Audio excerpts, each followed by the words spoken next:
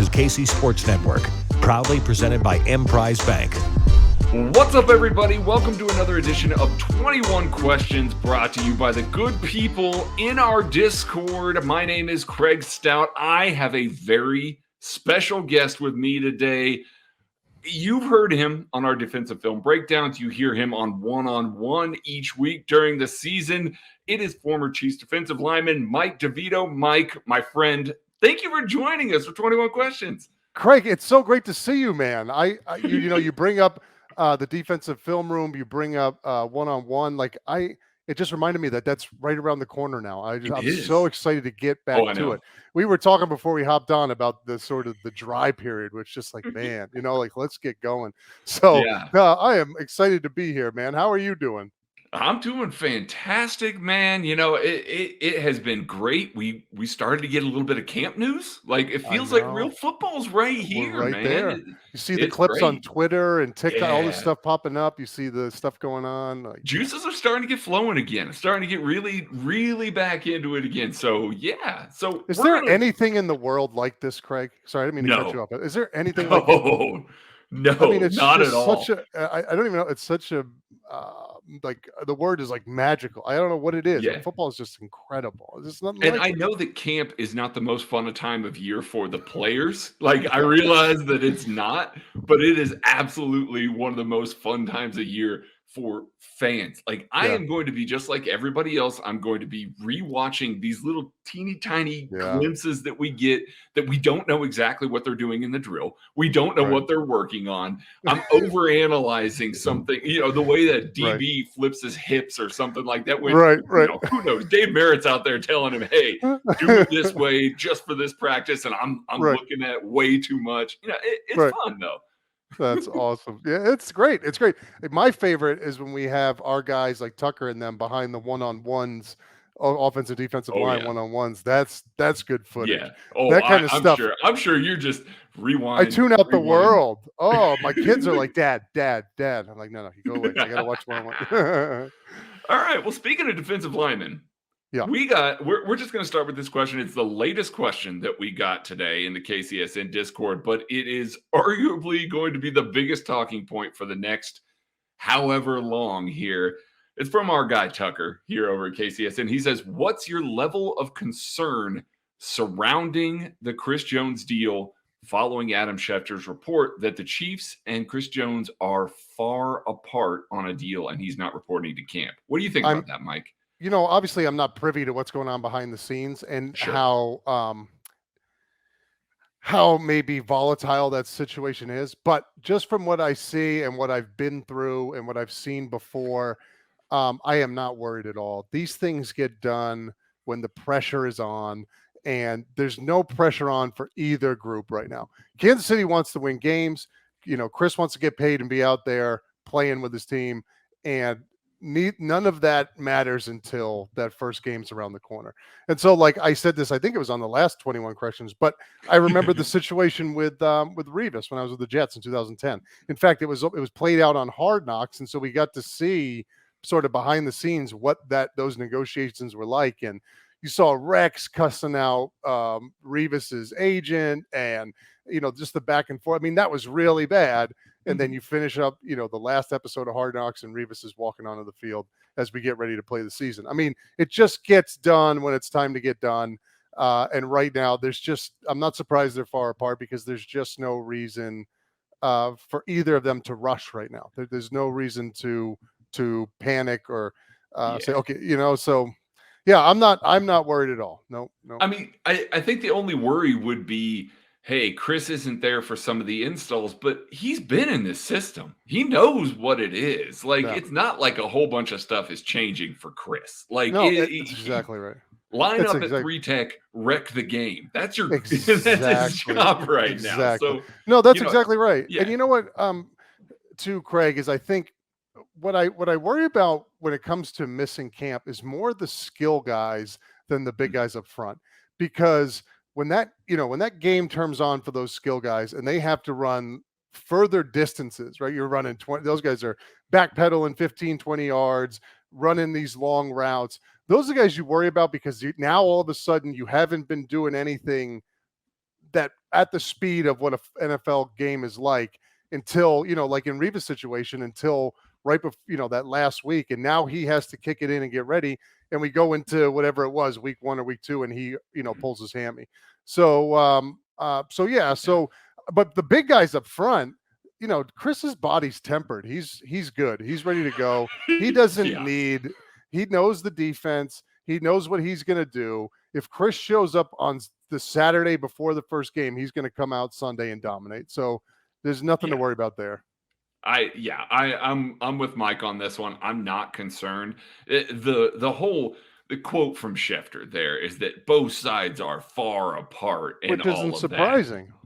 No, it doesn't surprise me at all. He should be asking for a lot. I mean, he should. He should. It's but I look at this and I say that's agent speak to me. Exactly. That super feels like agent speak to me. And you want to get that to Schefter. You know it. Absolutely. You want to get that out there. Get the public swell behind your client. All of that stuff. I totally. And this is just part of the game right here.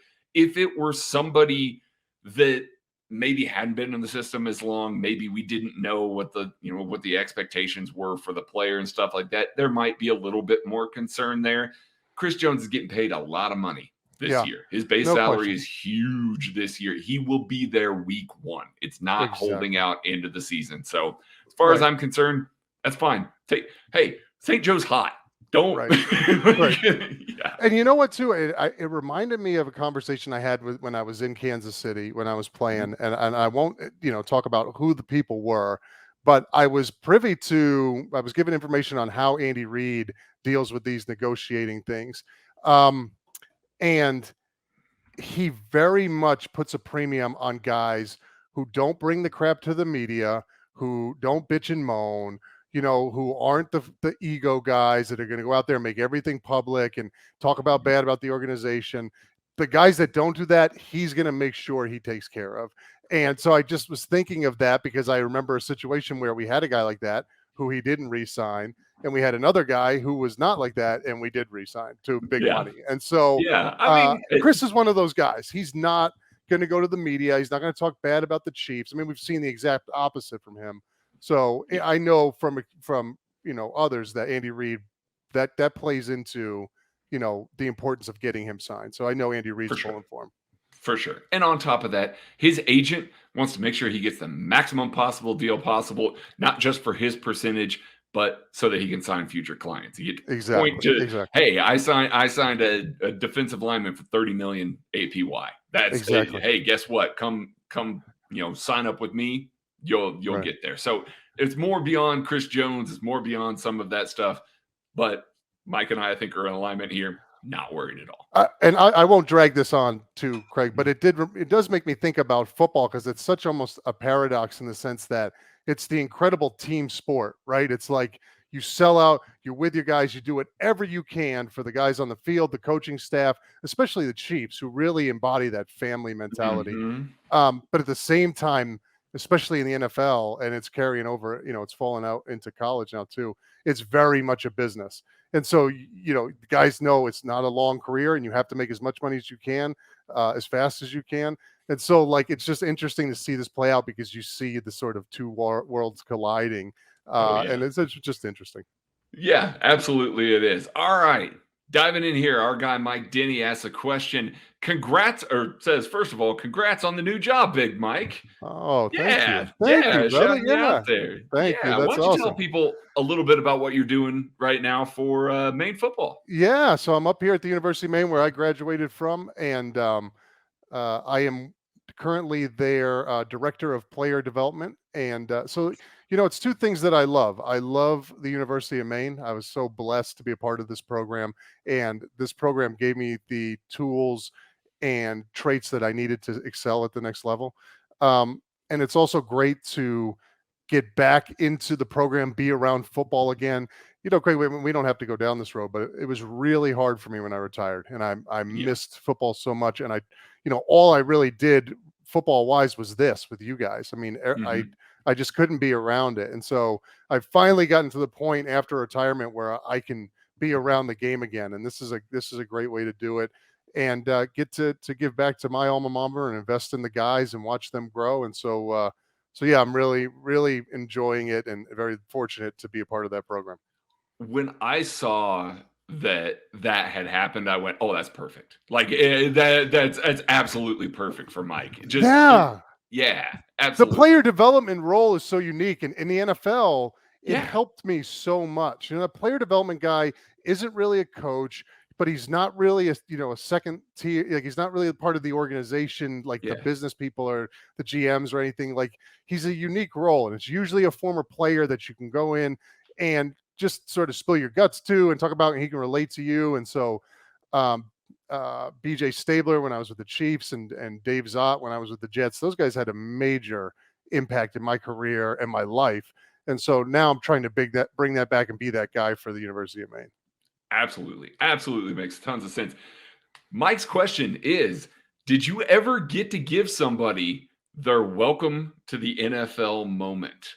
Can you Mm. think of one where maybe an offensive lineman, you really showed them it's like, "Oh, hey, this is different now." Mm-hmm. Well, you mean in a game or in Ye practice? Oh, either one, either Yeah. one. Well, I never thought of it like this, but I do remember Mitch Morse, who's obviously a fantastic player and Yes, for sure. arguably one of the best centers in the NFL. Him saying to me, and then I think he said it in an interview too, about how going against me was kind of like a wake up call for him, and how it highlighted the difference between college and the NFL. And I think he had brought up Poe in there as well. And so that, I remember that time. Not now, Mitch, obviously is a much better player than I could have ever hoped to be. But I did, so I do remember that. And it was funny, it's hard, especially those young offensive linemen coming into the game, especially a center like Mitch. You're trying to learn the defense. You're Mhm. trying to learn the new technique. I mean, it's hard to come in there. And then, a guy like that who's required to start right away. I don't know if you remember Mitch, he had to play, he's the starting center right away. So Mhm. he's going against the one. So he doesn't, he's thrown to the wolves. So you just feel bad for those guys because there really is no way to succeed. You know what I mean? You're gonna get smoked. Right. And so that was, one moment that I could remember. Yeah, Big I Mitch. mean, I think about that all the time when we talk about, we're going through the draft process and things like that, and it's just like, "Oh, you just plug that guy in and he's a 10-year starter." Like, I hear that all the time, man, I and it's know. like, man, that is tough. Mitch Morse is a guy that played in the SEC, played Right. against top competition for a long time, and yeah, no, he really good center. Yeah. But he still had to have that adjustment. There is still Right. that hurdle to clear that everybody has to clear. It makes guys like Creed Humphrey and Trey Smith that just walk in and play at that level that you're like, "Wow, Oh man. that And is crazy." Yeah. Craig, not to beat this dead horse on here, I think I've said it a million times, but and even more so now when you look at the limited amount of time these young guys have to be in the building, to be around the coaches, to learn the Yep. playbook. I mean, when I was doing OTAs 2007, my rookie year, I was there 12 hours a day. And that was days that we didn't Unbelievable. have practice. I was there 12. We were there all day studying film. I had 9 days off in the summer. We got done at like July 11th. And by July 19th, I was back for training camp and then you had 2-a-days every day for the entire training camp. Like, you had 4 preseason game. I mean, what these young guys have to do, regardless of where they get drafted, to come in and get ready to play in the limited amount of time they have is really, really hard. And so, yeah, so to Trey and Creed, it's like, dude, what in the world? They're Yeah, all world, just all built world. different, man. Yeah, That's yeah, it. no Yeah, question. it's unbelievable. And it No. speaks to the leadership. It speaks to the Oh, leadership on that yes. offensive line. It speaks to the leadership in Andy Heck and the coaches. Because again, you got to do whatever you can to get those guys ready. They're not just going to come in and even if as good as you could be, with all the traits that they have, you're still not going to come in and be great until you learn the system. And they don't have a lot of time, like I said. And so it really can highlight how good the leaders are in that locker room and in that organization to get those guys ready right away. Absolutely. That's one of those things. I did a series this offseason about Andy Heck and the way that he coaches his Mhm. guys. And I spent a lot of time watching Andy Heck clinics which are, certainly different and all that, but he's showing all the drills. He's showing all the ways that he's trying to implement the in-game stuff, and just watching the sheer breadth of what he's trying to go through and install with these guys. It is insane that they are able to translate it and go forward and all of that. And it's year after year with Andy Heck, especially. It's just, he just gets his guys ready. And all the time. Awesome. You could give him I could go in there right now and he could figure out a way to make me successful at offensive line. He's just that good. You want to play left tackle? Left tackle money's great right now, Mike. I don't know if I'm athletic enough to play left tackle. I'd probably play a guard in there. And the way the league has turned, I would have to play offensive line now. I would nowhere near athletic enough to be on defense anywhere. Buddy, I don't know, man. Some of these offensive linemen that are coming up, I know. Some of the athletic profiles they got are insane too. They're like all under, like when I was coming out, the 40-yard dashes for linemen, everybody was 5'2", 5'3". Sure. Something. If you had one person under break 5, you were like, wow, that's nuts. Now it's like everybody's flying. They're like 4'8", 4'9", 4'8". It's like, dude, how are you guys moving so fast? Yeah. And these are big boys. Yeah, your job is to block in a phone booth, and you're running a 4.8 40. Opened up like Terminator, right? Unbelievable. Absolutely crazy. Absolutely crazy. Yeah, well, we'll be back right after this break with more of your questions. Thanks for listening to KC Sports Network. Make sure you download our new app. Find it on the App Store or Google Play. Just search KC Sports Network. Entertain, educate, inform. KC Sports Network. All right, hit that like button, hit that subscribe button, do all of that stuff that we normally tell you to do. I am back here with Big Mike DeVito. We got more of your questions. We just got done talking about some young offensive linemen. We actually have a great question to transition on to. Matthew McNabb says, thoughts on whether Chu Godric might stick and what it would take. Chu Godric, for those who do not know, is a 22-year-old offensive line prospect from Lagos, Nigeria, who was allocated to the Chiefs through the league's International Player Pathway program. Now, super athlete, is a guy that played along the defensive line for a little bit, making that transition over to offensive line, is really bulking up. I mean, I can kind of start with this one, Mike. I think this is a prime practice squad candidate. Like, I feel like this is the type of swing that you would expect the Chiefs to take. One of those is like, bring him over, get him in Andy Heck's hands, see if he can mold that kind of very loose lump of clay. He hadn't played a ton of football. So, you've got a lot to teach him here. This is a guy that maybe 2 or 3 years down the road might project as a player that could make the roster. But because there's so much that you have to learn and bring up and all of that, it's going to take a while for a player like that to really put the right bulk on, put the right technique on tape and all of that. So I think that it's probably a multi-year project if he gets into the NFL. Again, this is crazy hard to play this game. I mean, Mike can attest to that. But I don't think that we should place any sort of serious expectations on him in year one. Well, Craig, where did he? So he grew up in Nigeria? He grew up in Nigeria, yes. And where did he go to college? Did he play college ball? Hang on. I'm sorry, I didn't put you on the spot. No, you're good. You're good. I mean, he played basketball, was in the international combine at Tottenham Hotspur. I know that he did some of his. No, I don't think he did anything official there as well. It looks like his pro day and some of the stuff was at University of South Florida. So, I'm not sure if he's got anything really going on from a collegiate standpoint. Yeah.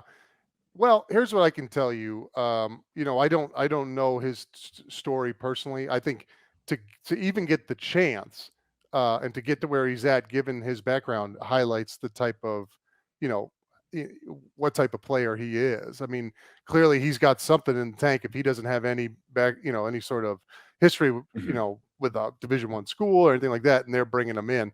What I will say is this: I would imagine, growing up in Nigeria, that he's probably a tough SOB. You know what I mean? I would imagine he's, I would imagine he doesn't have some of the American how should I put this? I would imagine he's probably not soft. I imagine Yeah. he's probably a tough dude. And so I think it's a good bet when you're signing a guy who's got the physical attributes, who's also grew up in Nigeria. I have a feeling he's going to come in and kick some ass. So I'm Yeah. rooting for him. That's a cool story. So yeah. It's a great story. He switched from basketball to football in January of 2022. Hadn't played it before then. Just yeah. Well, the thing Hey, that's nice about make the that too. transition. Well, yeah, Megan, and somebody with that limited of a background, you know, Andy Heck doesn't have to worry about detoxing any bad habits, right? So like Right. Oh, that's true. Yeah. this young man's coming in, and he's going to learn the best right away, and so you know, I'm excited. I did not hear of this story until you Mhm. brought it up, Greg. So I'm really excited to look into it and to follow him because just given what you said, I'm rooting for him. That's really, really Oh, cool. yeah. Yeah, that's a fun camp story for sure, and I'm Yeah. sure he's gonna get some time and all of that, but again, as far as on-field stuff, let the kid develop. Yeah, no doubt, no He doubt, doesn't no have a doubt. huge football background, let him develop there. Matthew McNabb also asked a question here. Mike, who do you think is a former teammate of yours who fans don't realize how good they really were? Mm. Putting you on the spot here. I mean, Oh, yeah. that's a fantastic question. And I'm assuming it's just Kansas City. Mhm. You know, one thing that I always thought, so like, there's a lot I could say about this. I think Dontari Poe is one of those guys. I know people knew he was great. I think if Mhm. Poe didn't hurt his back, I think Mm. he would have went to the Pro Bowl every year. I mean, he just Yeah. was unstoppable. People know that, but I think Mhm. sometimes it gets lost, especially now that we're so many years down the road. For One sure. thing I could never understand was some of the pushback to Glenn Dorsey, who I didn't play Ugh. with, but I basically replaced, Yeah.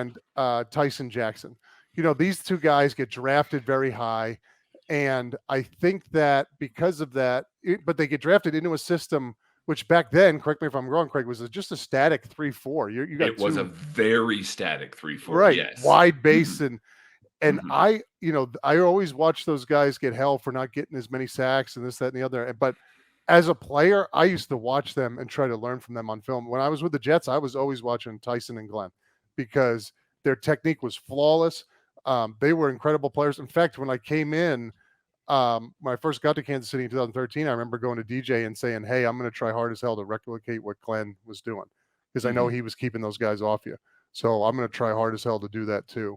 So I always thought that because of where they got drafted, getting drafted so high, the expectations are always so high. Especially, it seems like the number is sacks, right? You need Yeah. to put up a certain number of sacks, and you're just not going to do that in that system. Not at But they all. were great run stopping. I mean, they also could rush the passer too. Again, they just weren't in the system. But when it came to stopping the run, boy, they were fun to watch. Their technique was flawless, flawless. I remember because it was Clancy Pendergast when they first switched to the 3-4 under Todd Mm, Haley, and he was just there for a year. And then it was Romeo. right, And it was, hey, you're going to fill this gap. You are two gapping. Like right. that's what you're doing first and foremost. And I just remember the conversations that went around that because I happened to be writing about the Chiefs at the time. And I Right. remember all those conversations, and everybody's just, hey, Tyson Jackson sucks. And it's like, no, he doesn't. He's I doing don't exactly understand. what he's supposed to be doing Exactly, right now. exactly. I mean, What you look at DJ running free and making all these plays, and you're like, man, if we only had a defensive line that did something better, then the defense would be even better. It's like the entire reason why, not the entire reason, DJ's DJ. I don't want to right, take right. anything away from But him, right, but but exactly. it, He would say the it, same thing. Yeah. yeah, he would. You're creating that space. You're eating those blocks. You're doing that sort of thing. And because that guy was drafted number 3 overall and didn't have a bunch of sacks, people look at that and it's just like, that's a failure of a pick. th- No, it was a Yeah. 3-4 defense. They needed a guy that could do that, and they took him. I, I Exactly. am I am very personally, I have always thought this way. Leading up to the draft and being a draft guy, you try and slot these guys in. You're like, oh, that's a reach. That's that's what Right. it is and stuff like that in the moment. You get to July, 2 months later after the draft, guess what? Draft position doesn't matter anymore. Like Exactly. it doesn't. If you can play, you Exactly. can That's play. great. Like That's great, Craig. yeah. So That's exactly right. I have always felt that way. Now all of a sudden everybody's on a level playing field again, and for whatever reason, I know whatever reason people just view those things differently. Glenn and Tyson wore that their entire careers as they were drafted top 5 and they never had an Aaron Donald-like impact. And like those weren't the players they were. They were asked to do completely different things. And they got, and I got to look up their number, but Glenn was having 60 tackles a season. I mean, Glenn was really good, and they just kept, I know that they bulked him up a little bit more, and they were asking him to 2-gap more than he did in college. Everybody remembers the player that he was in college when he was playing a lot more one-gap, penetrative sort of scheme. And the fact that he was drafted by this team, they switched to a 3-4, and they said, okay, buddy, eat blocks. And he did at a high level is a testament to the player that he is. Exactly. So like I'm looking at his stuff now, his stats are 1, 2, 3, 4, 5, 6, 7. He played 8 years and he had 321 tackles. So just to put that in perspective, I played 9 years and I had 250 tackles. You know what I mean? Like these guys, So yeah, to your point, I mean, I think those are two guys that were incredible that just didn't get the, the people didn't understand how good they were. All right, Chief Golden Co. out here. I assume that's Golden, Colorado, right in my backyard here. Mike, who is the toughest interior offensive lineman you ever played against? Oh, I love this question. Leonard Davis for the not the Giants, the Cowboys. Yeah. So big Leonard Davis. If you ever look this guy up, I mean, he was, all pro guy. That offensive line. So the two offensive lines that I played against in the NFL that I thought were the best were 2007 Cowboys and the 2012 49ers that I played against. Yeah. I thought both the Jets and the Chiefs also had incredible offensive lines when I was there, and I got very lucky because I got to get better playing against those guys all the time. But going against on Sunday, those two were the best. And Leonard Davis, my sort of secret advantage on Sunday was that I was stronger than everybody. Coming out of college, I had a 700-pound squat. I had a 500-pound bench. I could hang clean 400 pounds. I mean, and I could do those things well. Like it wasn't like the stuff you see on, Twitter now, like these half-ass squats. I do really squat heavy.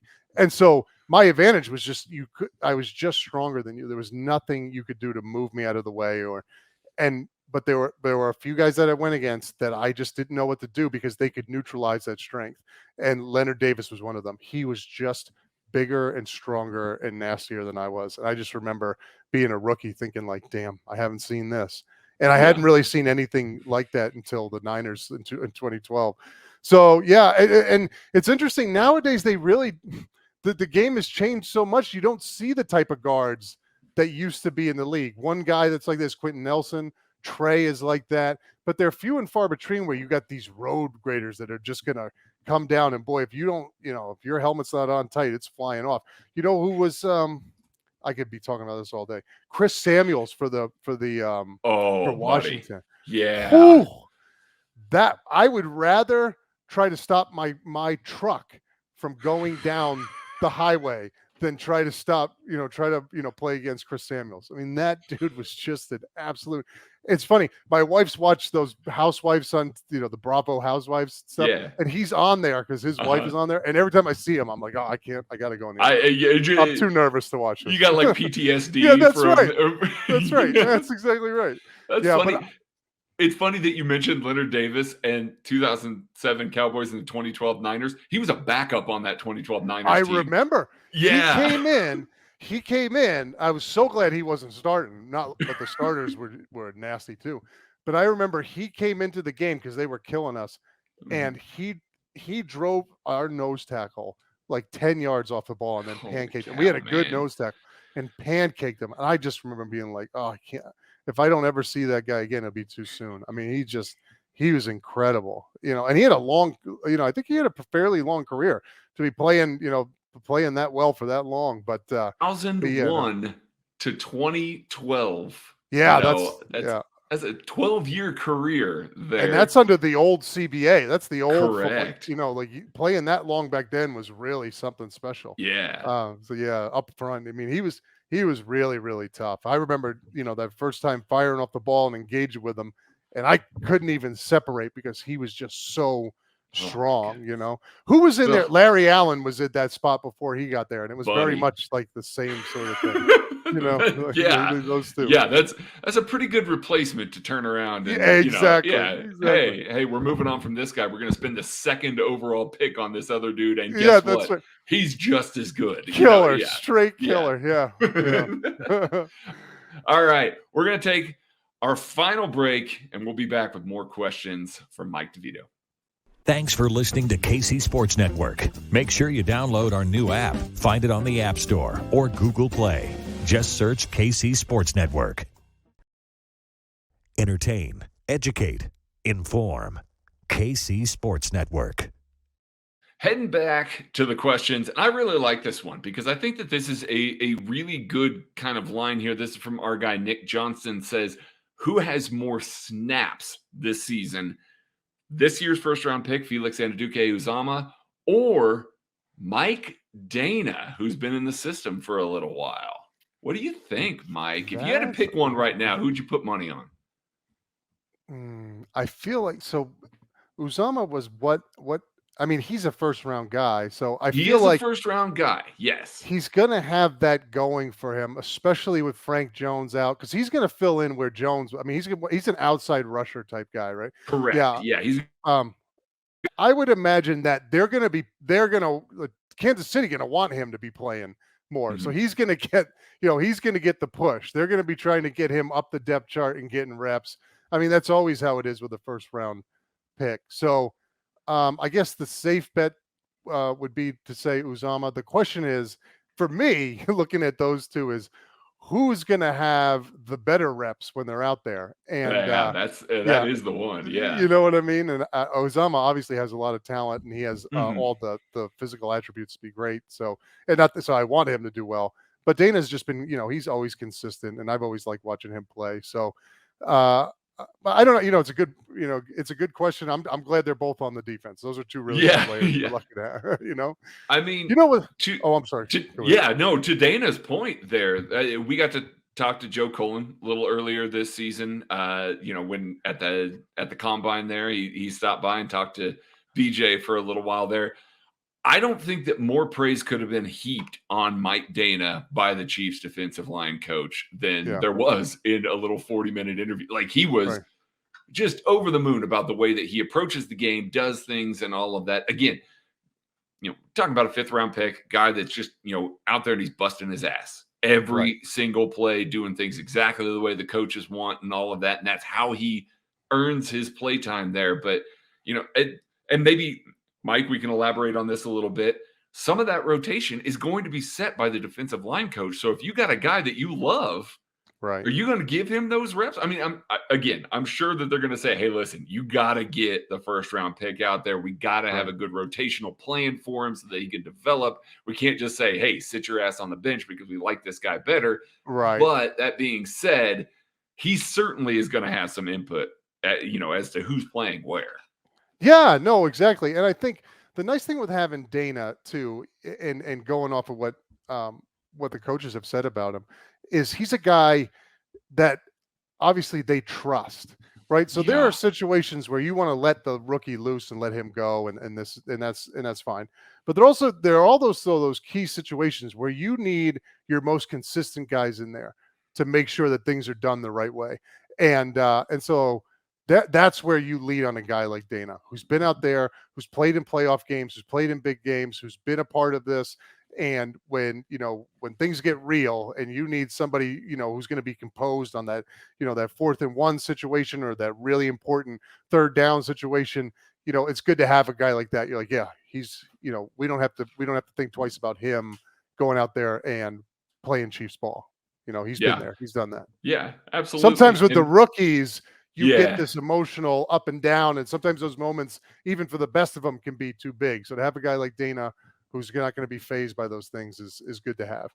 Yeah, see, Felix is going to be nice to have because, hey, Chiefs are up, couple scores, Go in get a it. pass-heavy offense. Get out there, just pin Go your get it, ears Rook. back. Don't That's right. don't don't even really worry about playing the run. Just just go get That's them, it. man. Go get it. Yeah. Get it. That's exactly right. Shoot, that's the advice I would tell that entire defense with the way the way the Yeah, no league is and kidding, the way. right? Just don't worry about the run. Just go Yeah, pass rush. just create Get off. turnovers, give the ball back to Patrick, and That's it. let's see what happens, man. If a Yeah. team can win running the football against Kansas City, that be the that's a Oh miracle. man. That is an Yeah. absolute miracle. You just can't do it. Absolutely. Absolutely. All right. B. Higgs asks you specifically here because I don't have any knowledge for this. What are the first things that a young defensive lineman needs to learn on and off the field as they enter the league and try and establish themselves? This kind of goes right Oh, into your player, your kind yeah. of new Player role here. development stuff. Yeah. Yeah, no, that's a great question. I think we're talking about young guys, right? Yeah. Yeah. Yeah. yeah. Um, the biggest difference for me going from college to the NFL was the mental part of the game, right? The guys that I played with were really smart, and the guys you're playing against are really smart. And so you have to really learn how to study the game of football. And, especially a guy like me coming from a Division One AA and FCS school, I wasn't in college. I wasn't too worried about studying what the offense was doing because I could just put my hand down and you couldn't stop me. You know what I mean? And I know a lot of these guys coming in the league, that was the case. They were the alpha. And so there's no stopping them. But now everybody's that. And so, it took me a while to learn the game. And I remember getting opportunities to play in the middle of my first season and then actually getting pulled out because I was, messing things up, whether it be the playbook or not playing the techniques correctly, not reading backfield sets, putting myself in the wrong spot. And so, I had to, that learning curve was tough and I had to figure out how to study football. And so I think that's certainly one thing on the field that's going to be important, especially as a defensive lineman. You can really set yourself up for success if you study opposing offenses. That's how I stayed in the league for so long. It wasn't because I had some sort of super ability. It was just because I could put myself in the best situations. And I knew a lot of times I always took such pride when the offensive line would be like, how do you know what's going on all the time? You know what I mean? How are you always in the best position, in the best spot? You're moving when me move, and it's just because I knew how to study the game. And that goes back to the point way back that we were talking about how, that's something I learned during those 12-hour days during OTAs and all those two-a-days during training camp and all that stuff. These young guys, it's hard. You gotta pick that up quick, and you don't have a lot of opportunities to do it. So that would be something on the field. I think off the field, the biggest learning curve for me coming from college to the NFL was how quickly you realize it was a business. I came in and I had a lot of great older guys that were in front of me, but I also knew at the end of the day, they were trying to put food on their table. And so if I, did well or didn't do well, made the team and didn't make the team, ultimately who gave a shit? You know what I mean? The coaches, players, we're trying to win on Sunday. And when we win, we get paid and we can provide for our families. And that was a big difference coming at in college. It's not like that. Now, once the season got going, things, gel more, a little bit more personally, especially within the position that you're competing to be a part of. But, I came into a defense where there were a lot of older guys and everybody was worried about their job. And I'm the new guy coming in, and it was quick to find out that it was like, we're not going to be mean to you or anything, but we just don't care if you make it or don't make it. It's a cold shoulder. It's Yeah, just like, hey, I'm that's not going right. to give you the leg up. Yeah. That's right, Craig. And it was really cold. It was. I Yeah, remember, and it's now I see it as just how it's probably sure. not just football. It's just the world when you get out of college is much colder than it was when you in. But I just remember that being like, wow, these guys could give a shit about what's Right. going on with me. So Right. yeah, no.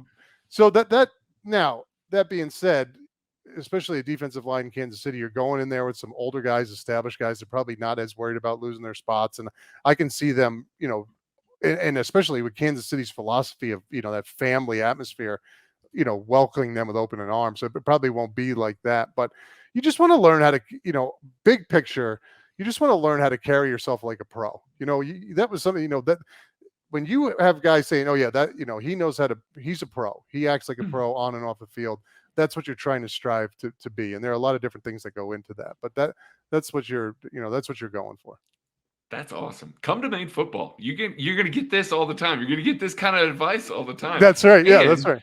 For those of you who, when he was talking about the on-field stuff and the shifts and, all that stuff and identifying formations and everything like that, my favorite things about doing the defensive film breakdowns with you and DJ are starting a play and having you go, wait, hold on. Back it up. I want to see the formation before we get into the play. I want to see things before we start moving, and you and DJ will just sit there. Like, I mean, seriously, guys, we could probably go for a full hour just before the snap with these two just kind of going back and forth. Here's how we'd read this. Here's how we do all this. And it's just natural to Craig, Mike. Yeah.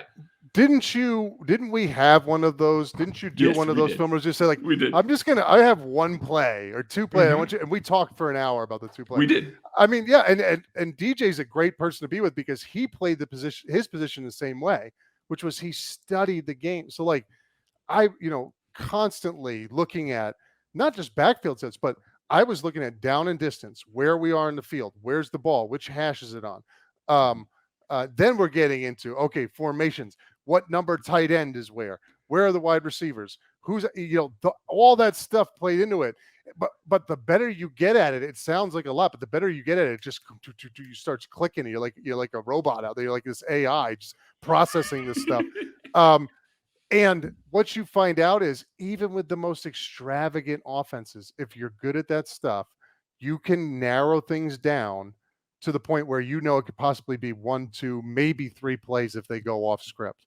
And when that's the case, when you can line up and it's either this play or that play, I mean, it doesn't matter what your skill set is. You're gonna succeed because you're just gonna be 2 steps ahead of everybody. And to have a linebacker like Derek, who I wish I could break it down the way he did, because not only could he break it down faster than me, but he was faster than me in real life. So I just got to, I break it down like, oh, this is exactly what's going to happen. And then as I'm engaging with my offensive lineman, DJ's just flying right around your shoulder. Man. I was laughed about this. I can't remember when I talked about it, but like I went from having 50 and 60 tackle seasons in New York to having like 20 and 30 tackle seasons in Kansas City because there was no way you were going to beat those guys to the ball. And when would you say that you were a better player in New York or in Kansas City? Oh, that's a good question. I think I was the same player. Okay. Well, my first year, I think sure. coming off the injury, and then I legitimately lost my starting job. I don't see myself doing that if I'm at my peak. Mm-hmm. Granted, Jay Howard was really good though too. Yeah, but I don't see myself losing it. But yeah, that first year, I was just as good as I was in New York. But I just was not. 20 tackles. 20 tackles. Just not able to beat. 28 tackles. I could not keep up. And that was like that was with 10 tackles against Oakland. So like really it was like you take that game out and it was like 18 tackles. But there was just no way. It was the job though. You're two gapping. You're making it easy for those guys. That's the job. That's what the gig was. So yeah. But absolutely. It was also the job in New York, but everybody was like that in New York. Yeah. Everybody was big. We had Bart Scott and Dave Harris as our linebackers. Those guys could come up and play 3 technique. They were big guys. Yeah. In Kansas City, that was not the case. I mean, you had to beat DJ, Tamba, Justin, Poe, EB. Those guys were going to be there. And so you better be in a track stance and you better hope the C's part and it's just you in the back. And even then you still might not get there. That's incredible. All right. Casey, Chris, I love this question. What are the best and the worst uniforms in the AFC West? And we're opening this up historically. So it could be throwbacks. So I'll let you go first, Mike. Okay, so in the AFC West, this is so hard, and I hate saying anything but Kansas City for the good stuff, but I think I think most people will agree that the Chargers uniforms, especially with the powdered baby blue Chargers stuff, those are the So best. good. I think they're the best uniforms in the NFL. It's so good. They're Yeah. so nice. We one of the best players to ever come from Maine played 9 years with the Chargers, named Stephen Cooper. He was an animal. And I was looking up photos for him, when he came for like the media stuff. So I saw those powder blue throwbacks. And I was just like, man, those are so sweet. It just looks, they make a guy like me look good out there, So, and then the worst uniforms, Denver sucks. Oh yeah. No, they really suck at were. I everything. remember growing up when they made the transition, like when they did the refresh or whatever that was. And I even remember with the refresh looking at it and going, those are ugly. I don't like Terrible. those. There's just I don't know. nothing good about the Broncos. They It's have no true. redeeming qualities whatsoever. None Like whatsoever. Russell Wilson is like that's perfect. Like what happened last year with Wilson? Like that's the Broncos, man. That's Broncos football in one person. Like I love that. Yeah, absolutely, man. Absolutely. All right. Let's see here. We got a non-football one here from Wes. right. Where does going to the store for ingredients for dinner, getting back home and realizing you forgot one of the main ingredients, where does that rank on the frustration meter? Like how high up? Yeah, that's a great question. So with all the concussions that I've had, you know how many times I go to the store? Oh, buddy. And I it's can't just, even imagine. oh, Craig, I forget everything. And my wife gets fired up. But when you have 3 crazy kids that are all under 10 years old, I am looking forward to any reason to go for 20 minutes and just get, so like part of me is kind of happy that I get the opportunity to hop back in the car and go back out to the grocery store. Oh, forgot something. Sorry, babe. I'll be right back. She's looking at me like, I'm just gonna kill Buddy. you, man.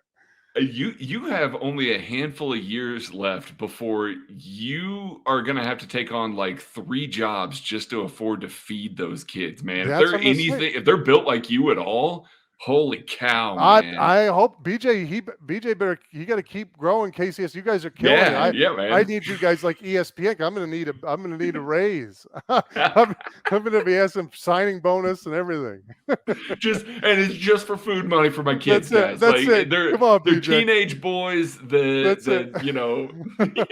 Come on, man. Absolutely. All right.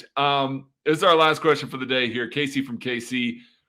What is the rationale for the defensive end position group being undervalued, illustrated by the fact that the group has one of the lowest franchise tag price increases over the last 5 years? Basically, he's saying year over year, these other positions, like the market keeps going up and going up and going up. And the defensive end group, for whatever reason, every year we say, oh, this guy's going to break the bank. He's going to go do this. And it doesn't really go up over the top anymore. Certainly compared to like a defensive tackle. Like you got Aaron Donald making $30 million. Chris Jones might be joining him soon. So what do you think the reasoning behind that is, Mike? Yeah, I can only speculate. It's interesting. I hadn't heard that until now. Think back to 2014 when Justin Houston tied the sack record, right? And got the $100 million contract and everything. We didn't make the playoffs that year, right? We were 9-7 and we missed the play. It was the only year Andy Reid's missed the playoffs. And he had 20, he had as many sacks as anybody's had in an NFL season. So maybe it's just that even the best out there don't change the game. But what's curious to me is why would the defensive tackle position be going up? Because maybe because Aaron Donald's pretty good. Yeah, no, well, that's true. Well, that could be too, Craig. 1 or 2 guys set the market. And so if you have a guy in there that's, like Aaron Donald, he benefits everybody in that position because, he sets the market. And I guess ends don't have that right now, but it is a weird statistic. I think of those outside rush guys as really valuable on a defense. Super premium. You know what I mean? You saw what the havoc that Tom Bahali and Justin Houston raised. And we see it these other places with Bosa, with the Bosa brothers. You got TJ Watt. Those guys are killers. They change the game. So I retract my original statement. I'm not sure that I don't know, Craig. Well, I What do mean, you think? to your point here, you mentioned kind of, like Justin Houston, Yeah. 2014, does all of that. As it turns out, you guys missed the playoffs. Number one paid defensive end in the game is Myles Garrett, playing for the Cleveland Browns. Again, Yeah. not a great franchise there. Right. Number two is Max Crosby. Again, Right. not a great franchise. Great players. Not taking Right. anything away from great players. Yeah. Not a great franchise there. Leonard Williams is number three in We're the annual Giants? value for the Giants. Yeah, Yeah. again. Now, they seem to be on the upswing there a little bit, but it is But what still, it is. yeah. And yeah, but still. And then fourth, you got Vaughn playing for Buffalo, and they had to just outbid everybody for that Right. guy. Now, again, all game changers. Buffalo's obviously a very good football team too. But I mean, it's Cameron Jordan, it's Draymond Jones, it's Eric Armstead, Chandler Jones. But Huh. those last guys that I mentioned don't make over $20 million Yeah. per year. I mean, I Justin wonder- Houston was making that in 2014. Well, that's what I wonder. Yeah. I wonder if that position maybe peaked with the numbers earlier than the other positions. So maybe it's like that position has been high and the other positions are catching up, or Maybe so. but and it's going the opposite. Yep, that's an interesting thing to dive in on, because yeah, you bring up a lot of good points, and you're right. I just don't think they just can't change the game. Maybe like GMs and teams originally thought they could when they were paying them $20 million a year. But I don't know. I have conflicting thoughts on that. I'd be curious to ask a GM. We gotta get a GM on here why that's the case. I'll just go through my Rolodex here. That's it. I'll That's pull it. up all the Get Veach. GMs. Where's Veach? Yeah, hey, absolutely. All right, that is going to do it for 21 questions. I thank Mike DeVito for joining us. This was a lot of fun. I learned a lot, as I always do every time I talk to Mike DeVito. I thank you all very much for watching. Please, again, like, share, subscribe, drop the 5-star reviews on Apple or Spotify or wherever it is that you're listening to this. For Mike DeVito, I am Craig Stout. Be kind to each other, and we will catch you later.